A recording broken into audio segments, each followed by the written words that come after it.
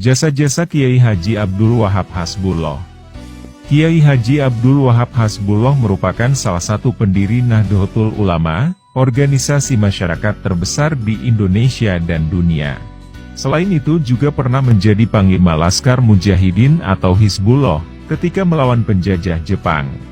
Beliau juga tercatat sebagai anggota Dewan Pertimbangan Agung bersama Ki Hajar Dewantoro. Tahun 1916 mendirikan organisasi pemuda Islam bernama Nahdlatul Wathon.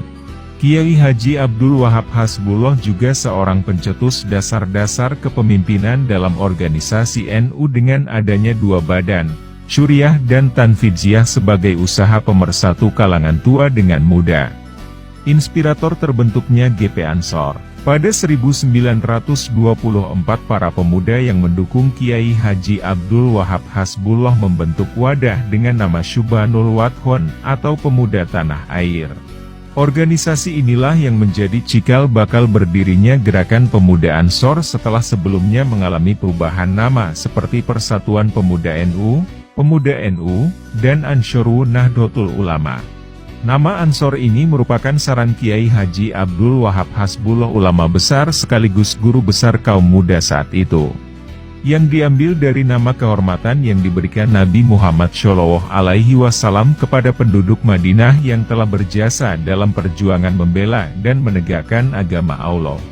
Dimaksudkan dapat mengambil hikmah serta tauladan terhadap sikap, perilaku, dan semangat perjuangan para sahabat Nabi yang mendapat predikat Ansor tersebut.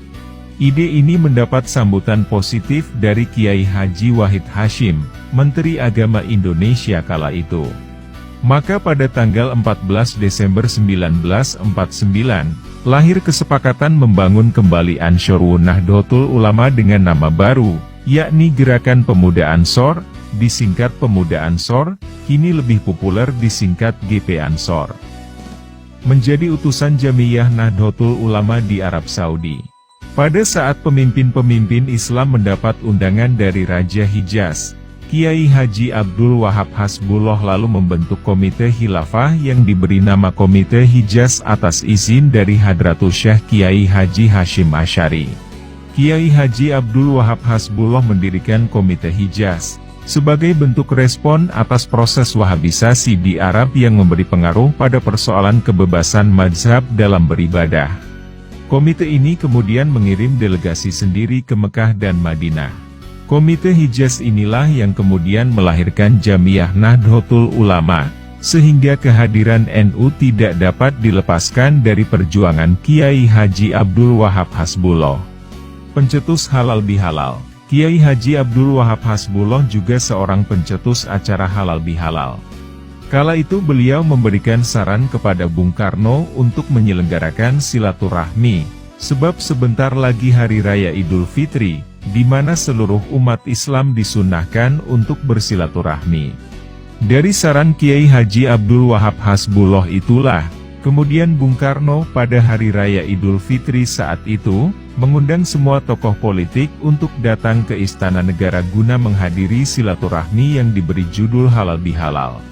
Dan akhirnya mereka bisa duduk dalam satu meja, sebagai babak baru untuk menyusun kekuatan dan persatuan bangsa.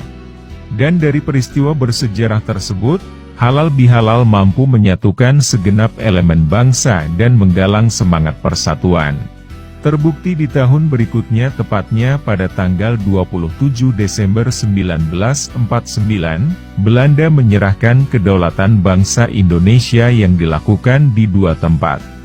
Pertama, di Amsterdam oleh Ratu Belanda kepada Perdana Menteri Muhammad Hatta.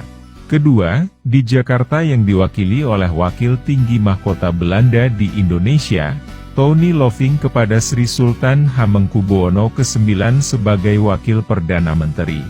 Setelah itu bangsa Indonesia sempat menjadi Republik Indonesia Serikat selama 8 bulan dan pada 19 Mei 1950 menjadi Negara Kesatuan Republik Indonesia.